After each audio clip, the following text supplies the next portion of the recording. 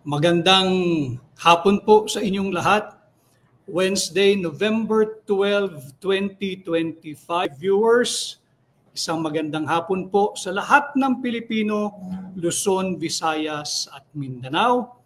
Magandang araw sa lahat ng Pilipino na kung saan man po kayong bahagi ng mundo. Magandang araw sa ating mga overseas Filipino workers at Filipino migrants. At pahintulutan po ninyo ako muli. Nasamahan ko kayo kung saan man po ang inyong patutunguhan ngayong alas 5 ng hapon kung live. So ito po, we go straight dito po sa ating pamagat. Corruption is destabilization. Malinaw po iyan. Alam ho ninyo, matagal lang lumabas yung meron ho kasing yung sinasabi na panood ko ho yung iba-ibang interviews. Hindi po mismo, delayed po ako nakakanood, binabato lang po sa akin yung mga link, which I think the volunteer staff ay yung sa tingin nilang gusto kong mapanood at to keep me informed and alam yung mga nangyayaring issue.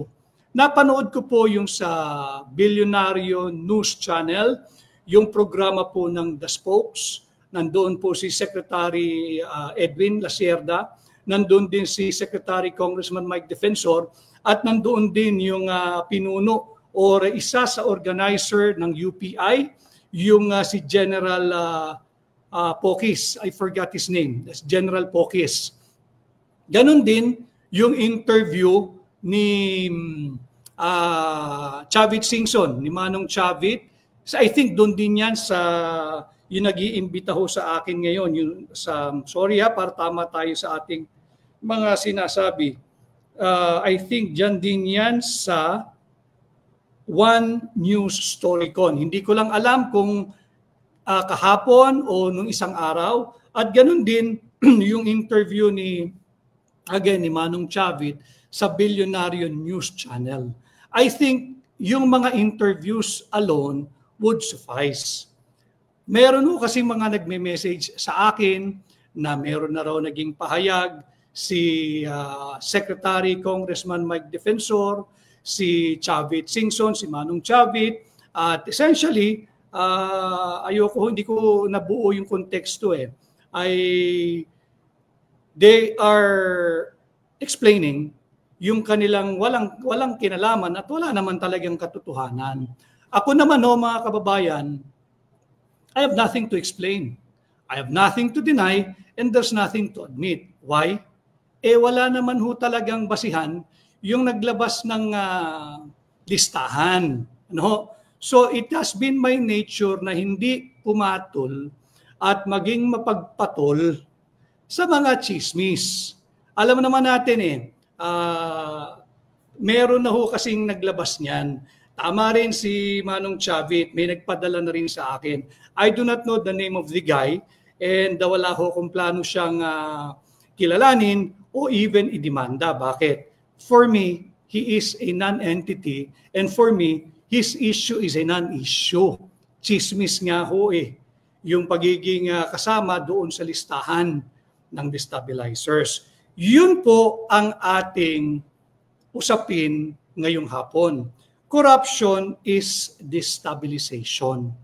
Alam mo ninyo, maging pribadong kumpanya, maging homeowners association, maging PTA, yung Parents Teachers Association, lalo na kung gobyerno, kung bansa, kung may issue ng korupsyon na hinaharap ang sino mang liderato, ulitin ko whether ito'y barangay council, whether ito'y homeowners association, whether ito ay Parents Teachers Association, whether ito ay samahan ng ating mga mahal na Jeepney Operators and Drivers Association o yung Tricycle Operators Drivers Association.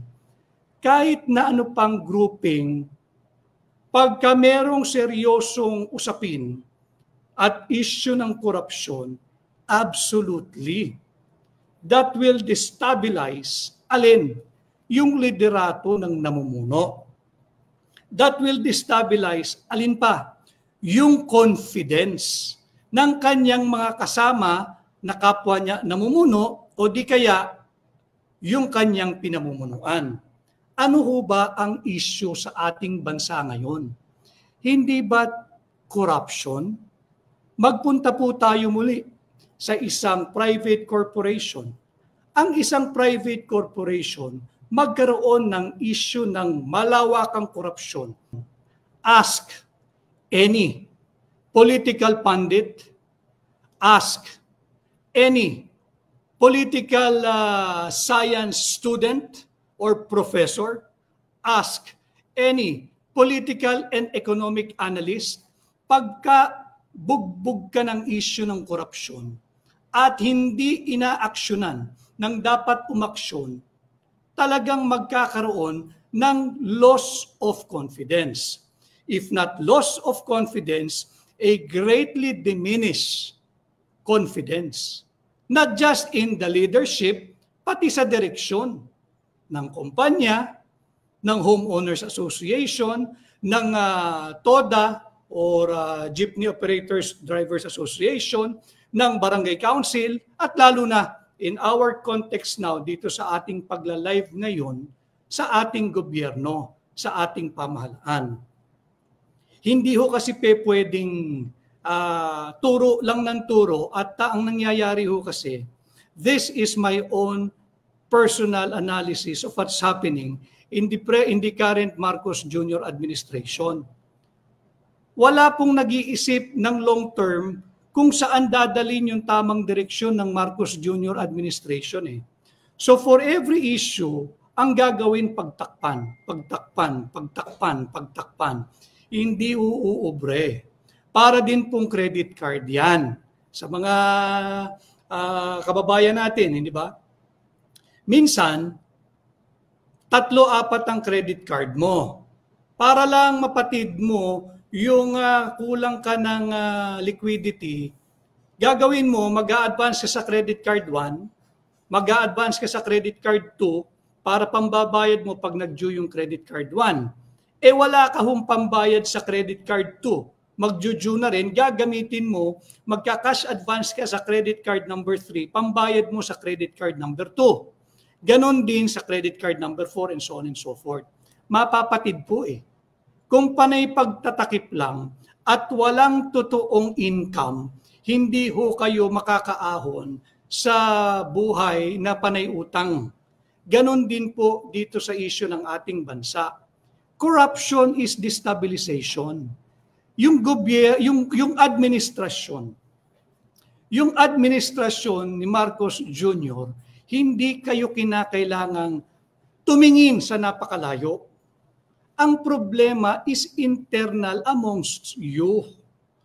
Pinabayaan ninyo lumaganap, maging talamak at grumabe ang korupsyon. Ngayon, naghahanap kayo ng pamatay-sunog, may mga nagsasabing destabilization. Kailan pa ang pagpapahayag ng katotohanan at ang pagpuna sa mga maling pulisiya at gawain ng gobyerno, lalong-lalo na pagdating sa korupsyon, kailan pa yan naging destabilization? Ang nagdi-destabilize sa inyo, sarili ninyo mismo, yung mismong alyado ninyo. Bakit? Hinayaan ninyo sa laulain ng inyong mga kasamahan ang ating taunang national budget. Yung 2023, meron na yan pero medyo soft pa. Soft pa. Ayokong sabihin, dapat zero tolerance tayo sa corruption. But I think yung 2023, medyo maliho ito pero medyo within threshold pa ng pwede mong tanggaping level ng corruption. Sumobra ho noong 2024 At higit talagang binira yung 2025 proposed national budget. Di ba? Pinirmahan pa ni Bongbong Marcos. Doon nagsimula yung problemang yan. Late lang po ako, kulang tayo sa mga papakita sana sa inyo. Di ba meron silang pinakita na picture noong December 26 na ang terminology ginamit nila, masusing pinag-aaralan ang panukalang budget for 2025. This was December 26 of 2024 na masusing pinag-aaralan yung proposed budget. Talagang kada pahina, apparently binasa, in-scrutinize, pinag-aralan. Ito nga ho nung sumabog na sa mukha nila, yung flood control funds anomaly, yung anomalous at ghost flood control projects, pati na, yung mga substandard flood control projects, eto na. Naghahanap na naman ng matuturo. Naghahanap naman ng masasangkalan. Anong gagawin ninyo? Kung yung mismong kalikasan na ang nagfa-fact check sa napakaraming pagtatakip ninyo. Di ba? Sunod-sunod dyan Hindi pa nga nakakabawi yung mga kababayan natin sa lalawigan ng Visayas, lalo na sa Cebu sa Lindol, binayo sila nung isang bagyo, bagyong Tino. More than 200 na ating kababayan patay. Yun ba ay isisisi ninyo sa sambayan ng Pilipinong pumupuna? Yung nagpapahayag ng tinatawag nating legitimate dissent? Pagkatapos nun, dumating itong si Bagyong Uwan. Madami rin ang nasalanta. And last year, hindi ba 200 din, higit kumulang, ang sa ating mga kababayan dyan sa Bicol ang namatay at nalunod. That was few months, I believe. After BBM, sinabi niya na in a very short span of his administration, 5,500 flood control projects na ang kanilang na-implement. Ito po yung katotohanan. So anong dapat nilang gawin? Iapusin ninyo ang katotohanan na merong problema sa korupsyon sa ilalim ng inyong administrasyon. And then, maging proactive kayo. Hindi pwedeng may issue, wag nating tanggapin, malinis tayo, hugas kamay tayo, kasalanan ni ganito. 3 taon kalahati na po kayo nandyan Wala pa rin kayong nalalaman? Hindi pa rin kayo may pagkukulang? Ilang trilyong piso na ho ng ating pambansang budget ang naubos. Itong malaki itong 2025, 1.1 trillion pesos ang inanod sa baha ng korupsyon. Ngayon, nagagalit ang sambayan ng Pilipino. Bakit? Kayo ho, doon sa Kalumpit, Bulacan, hindi na ho lumabas yung tubig baha diyan sa munisipyo ng Kalumpit, Bulacan. Kayo ang nakatira doon. Panay na kayo alipunga. Masaya pa ba kayo? Hindi na kayo makatulog ng maayos dahil ang bahay ninyo hindi na nakakitaan ng tuyong sahig, ng tuyong lupa.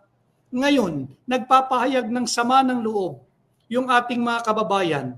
Destabilization ba yun? O karapatan nila sa ilalim ng ating saligang batas? Di ba? Malinaw naman yan. Article 3, Section 4. Pakicheck nyo na lamang ho. Na yung ating freedom of expression ay hindi pwedeng kailanman kitilin. Bakit? Sa isang bansa, kagaya ng ating bansa, and I'd like to believe because I always advocate for anything that is within the constitutional orbit, that is always within the constitutional loop. Balikan ho ninyo yung Article 2, Section 1. Malinaw naman dyan di ba? Na tayo raw po ay isang malaya at demokratikong bansa at ang kung saan ang gobyerno ay kumakatawan sa pangangailangan, boses at tinig ng mamamayang Pilipino. So, kung nagsasalita ang sambayan ng Pilipino, bakit naman ninyo sila mamasamain? Option is destabilization. Wala pong, as far as I cannot speak for those who are included in that preposterous list that's been circulated by yung tauna nagpakalat, and then siguro ho, ako papaningin ko meron silang ginamit na magpapakalat. Kanya lang, non-entity nga ho yung ginamit nila eh. So hindi nag-traction. Paano ngayon mag-traction? Gumamit ka ng isang veteran broadcaster at journalist in the person of Ramon Tulfo. Di ginamit nga, napansin. Pero for me, non-issue po eh. I have nothing to deny, I have nothing to explain. They should go to the source. If the source is that non-entity social media vlogger, then tawagin niyo siya. Because the way he delivered his vlog, parang ninenervyos pa, parang ano ba tawag doon, nagmamadali pa, kala mo meron siya malaking breaking news. Di pagpaliwanagin ninyo, saan mo kinuha yung source? Alam mo ninyo, yung paggamit sa salitang intel at saka distab, ano na po yan eh, yung sa English pa ho ba, ad nauseam, nakakasuka na ho eh, irritating na. We're using it loosely. Intel. Kailan pa naging intel yung chismis? Kailan pa naging intel yung ginagawa naman ninyong bobo, yung mga nasa talagang intel community? Magagaling po iyan. Ngayon, sinabi ng Malacanang, inatasan daw ang Armed Forces of the Philippines na magsagawa ng investigation regarding itong napapabalitang allegedly destabilization. Maganda po iyan. Maganda po iyan. Provided, bilang Pilipino, at dapat naman ganun. Basta iparehas at ipatas nyo lang yung investigation. Iparehas at ipatas nyo lang yung investigation. Meron lang ho akong ipapakita muna dito. Ang inatasan nila ay ang ating sandatahang lakas. Ulit, yung papakita ko ito muli. Ito po sila eh. Nagbubuwis ng buhay ang ating mga kasundaluhan sa pagbabantay laban sa internal at external threats. Yan po sila, di ba? Nagbubuwis ng buhay. Ang dapat imbestigahan, kung mag-iimbestiga ng patas, parehas, at naayon sa batas ang ating sandatahang lakas, wag na ho kayo magpakalayo-layo. Kung bakit nagkakaroon ng seemingly loss of confidence ang mga mamumuhunan, lokal man o banyaga, dahil sa mga buwisit na hong ito, wag na kayong magpakalayo-layo. Wag tayong in denial. Ito, yung mga nabubuhay sa buwis, yung mga nagnanakaw ng ating buwis, alam niyo naman yun. Ito ho ang dapat imbestigahan ng ating mga gigiting na kasundaluhan, yung tunay na nagbubuwis ng buhay. Diba? Kaya nga po yung aking panawagan nun eh. I-recall na ninyo kung meron mang kayong mga ibinigay na security sa mga VIPs na nadadawit. Hindi nyo po trabaho eh. Magbantay ng mga inaakusahang nangungurap ng ating pondo. Ang bantayan po ninyo, you have to protect the Filipino people and the state. Yan po ang mandato ng ating Armed Forces of the Philippines. Fine, good, perfect. Inutusan yung ating mga kasundaluhan. Magsagawa ng investigation. Kaya ko po sinasabi na pagka yung ating pong mga kasundaluhan ay gagawing tama, patas at naayon sa batas ang investigation patungkol sa pabiktima na claim ng administrasyon na meron daw destabilization. Basta patas o mga kababayan, ating mga mahal na respected and honorable women and men of the Armed Forces of the Philippines and even the Philippine National Police and even all other law enforcement and uniformed personnel of the government. Basta ho patas. Basta patas. Basta tama. Basta naayon sa batas ang inyong investigation.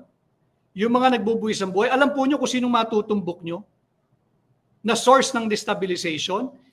Ito pong mga ito. Nabubuhay sa buwis. Etong mga korap na ito, wag na kayong magpakalayo-layo, wag na tayong magpanggap. Galit na po ang mamamayang Pilipino eh. Malibang magalit sila, kayo. pati trolls, kayo, wala ba kayong kamag-anak na hindi nabiktima ng baha? Kayo ba hindi nabiktima ng baha? Hindi ba kayo galit sa korupsyong nagaganap? Hindi ba kayo galit diyan sa aligasyon? Ang dami. Ang dami. May mga nagsasalita na itong affidavit ni Robert Bernardo ng DPWH, patawag niyo si Robert, matutumbok niyo itong mga ito. Then and only then, you will be able to address yung kine-claim ninyong destabilization. Why? How? Mismong mga alyado ninyo ang nagdala sa inyo kung nasaan kayo ngayon. Okay? Para lang klaro tayo. Meron akong mga ipapakita. Ito kakapasok lang din. Ito ba'y destabilization o katotohanan? So destabilizer na rin ang GMA News for showing na higit na bagsak ang halaga ng piso kontra dolyar. Paano yan? Sinong sisisihin natin dyan? Yung mga nagre-report? Di ba? Paano yan? So dapat natin ilagay sa tamang konteksto. And I hope dito sa ating munting pahina, makatulong tayo in somehow nation building. Paano? Tanggalin ninyo yung hypocrisy. Tanggalin ninyo yung politika. Alam mo ninyo, ito'y sabihin na ninyong kaunting baliktanaw. Sa akin, baliktanaw ho ito eh. Nandiyan po yan. When I accepted the challenge to run as senator nung midterm election, nandyan po yan, ang daming media doon. Ang mensahe ko, tinanggap ko ang hamon na kumandidato bilang senador upang ilunsad ang war on corruption. Isulong ang good governance. Malinaw po iyan. I have been consistent with my advocacy. October 8, 2024. Napin nyo na lang po, nandyan po yan sa, ayan po yung larawan nung ako ay nag-file ng aking candidacy. Why am I showing this? Because I have been consistent. In fact, I dare say, pakikita ko rin po yan ha, ang centerpiece po ng aking pagtanggap ng hamong komandidato bilang senador ay upang isulong yung war on corruption. It's all over. Yung mga nagde-donate po ng t-shirts noon, ng mga billboards, ng mga kung ano-ano na hindi ko na po makikilala personally at hindi ko daw papasalamatan ng personal. Alinaw po niyan eh. Ayan po yung aking, tingnan po niyo yung mensahe. Sa ilalim, laki, ay, paano ba ito? Hindi yung ayan, tingnan niyo. War on corruption, tunay na oposisyon, good governance. And then, what are you suggesting for me to do now? Atras ako sa aking advokasya? No. Bakit? As early as 2024. Atras pa ho natin. January 2024. Nung inilunsad ni Pangulong Duterte yung hakbang ng maiso, ako po'y naimbitahan bilang guests. Ano ho ang sinabi ko noon? Just like the people of Davao, just like the majority of the Filipino people, I too, Attorney Vic Rodriguez, I am not for sale. Tingnan po nyo yan. As early as January 2024. Alam na ho namin kung sino ang kalaban noong 2024 January. Sino? Korupsyon. Di ba na-imbento yung AIX at saka AKAP nung kasagsagan ng pamimwersa nila dyan sa huwad na People's Initiative? Di ba? Sariwain lang ho natin. So ito makikita mo, wala kasing tinatanggap na pagkakamali ang gobyerno. Hindi na po demokrasya yan. Authoritarianism na po ang ganyang mindset. Dictatorial po ang ganyan. Di ba? Dapat, ang pamunuan, kahit saan pa man yan, lalo pat nasa demokrasya tayo, inclusive, participatory, at collaborative. Di ba? Hindi yung pagka nagsasalita ka, tahimik ka, kontra ka eh. Ganun talaga ang isang demokrasya. Pero kung healthy criticism and the people like me are expressing a legitimate dissent, nangyari na po ito sa napakaraming nakalipas na administrasyon. Ano ang ginagawa ng administrasyon in the past? They reach out, they call the dissenters, they call the critics. Ano ba sa tingin yung mali? Baka pwede tayo magsama-sama, baka pwede tayo magtulong-tulong. In this present administration, let me be very clear. Kasi marami pong malisyoso na mga utak. Hindi malisyoso, talagang salat lang po sa kaalaman. Iba po ang gobyerno sa administrasyon. We only have one government and we are all duty-bound to protect it. We only have one constitution. And it's been our position, my advocacy, as early as January 2024, during the launch of Hakbang na May Isog in Davao, uphold, defend, and respect our Constitution. Malinaw po iyan. So, itong mga malisyosong bintang, wala po tayong kinakailangan ipaliwanag dito. Pinag-uusapan natin, yes, absolutely. Corruption is destabilization. Corruption will destabilize any organization. Government, private, cooperative, barangay council, TODA, samahan ng mga jeepney drivers.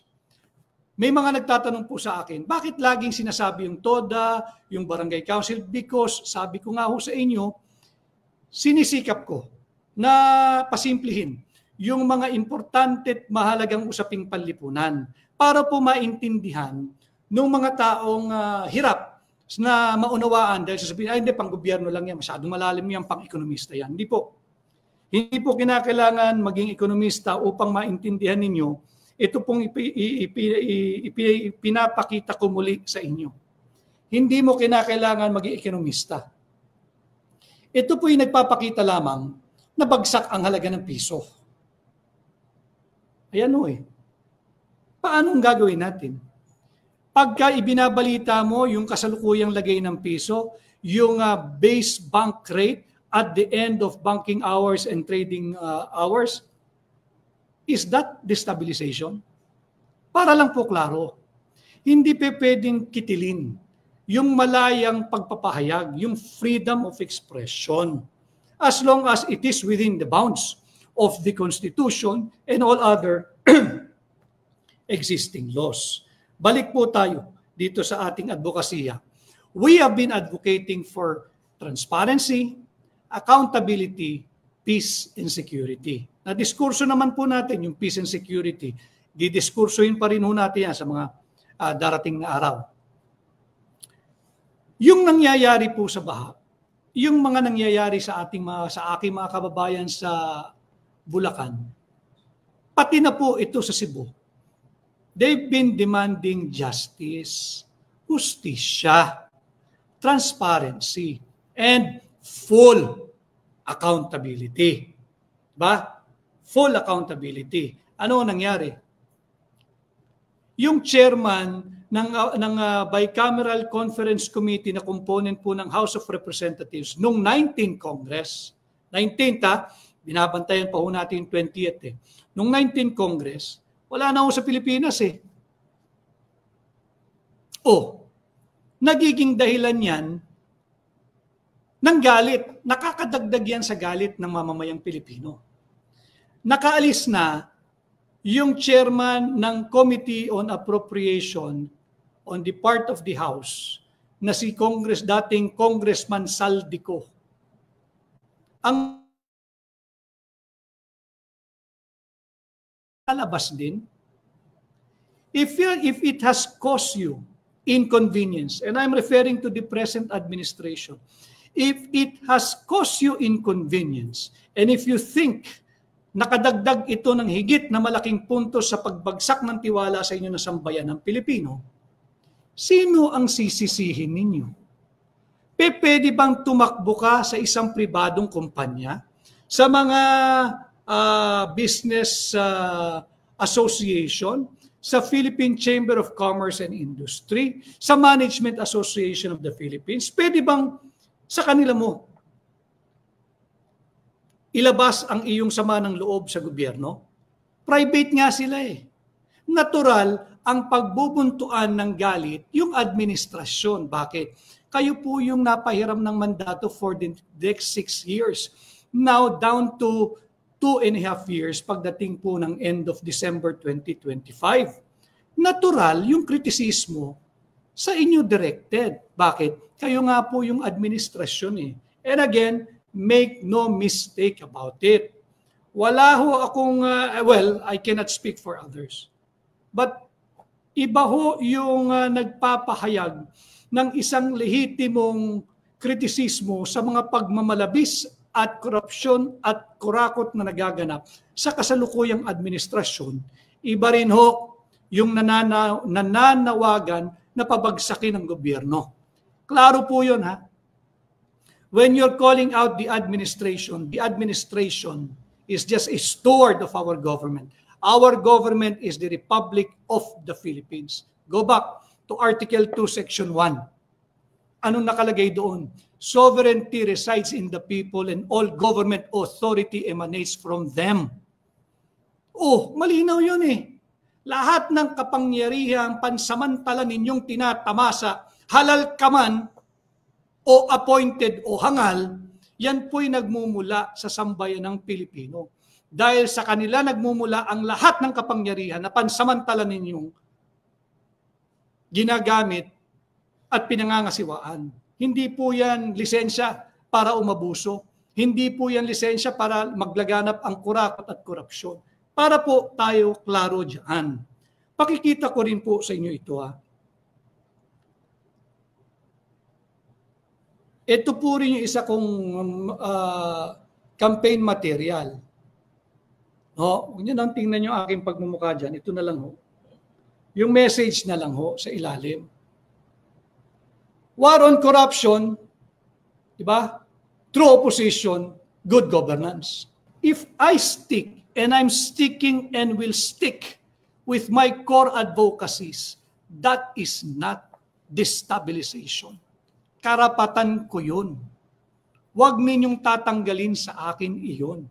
For as long as my advocacies, I'm pushing for my advocacies within the bounds and limits of the law, most especially the Constitution, hindi ninyo pwedeng kitilin ang aking karapatang magsalita. Pakikita ko po sa inyo ito ha. Para lang ho matauhan, pati yung mag-iimbestigang AFP daw. Ito yung, pakinggan yung sambayan ng Pilipino. Hindi po wala pala akong signal. Ito. Yung mga nagme-message, mamaya na ho kayo mag-message at makikita lang yung mga pangalan. We want the big ones. Ulitin ho natin ha. Ito.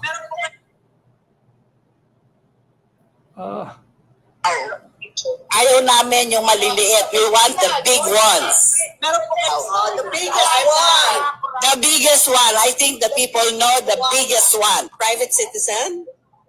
Like everybody else, we are so angry. We do not want this issue to die. We need to be heard. We need people to be held accountable. We don't want little fish. We want the big fish. We want Saldico's passport to cancel. We want him to come home. We want him to testify. We want people to be held accountable. We want the hearings to be public. We want transparency, and we deserve it.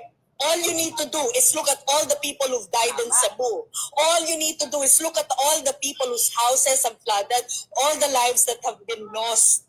Mahiya talaga sila. Correct. So paano? Destabilizer din yan. Paano yun mga kababayan? Ordinaryong Pilipino na nagpapahayag ng kanilang saloobin. Galit talaga. Sino matutuwa?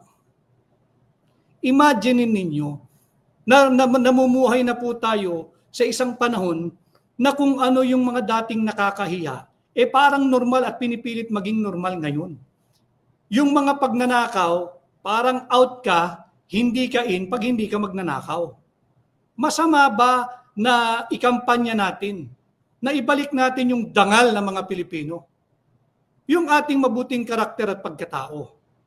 Pag-isipan ho ninyo yun. Meron pa ho ako isang papakita sa inyo. Yung mga ordinaryong Pilipino na nagalit, yung pinakita ko ho, paano yan? Di sila ay kalaban na rin ng gobyerno? Kami po ay Pilipino. Ako po ay nasa bansang Pilipinas at ang aking gobyerno ay ang Republika ng Pilipinas. Huwag niyo pong tatanggalin ang aking karapatan bilang Pilipino na nakasaad, nakaukit, may garansya sa ating saligang batas na maglabas ng saloobin, lalo na pagdating sa issue ng corruption. I have shown you my pictures nung ako'y nag-file noong October 8, 2024. Andyan po yung coverage, ang daming media, inyo pong reviewin, repasuhin ang aking pahayag. I said, I have accepted the challenge to be the true opposition, to be the genuine opposition, and to launch a war on corruption. Hindi ko atras yun. Personal kong paniniwala yun. Atras po tayo ng kaunti. Andito po sa aking libro, yung dahilan bakit ako'y umexit na. Andito po.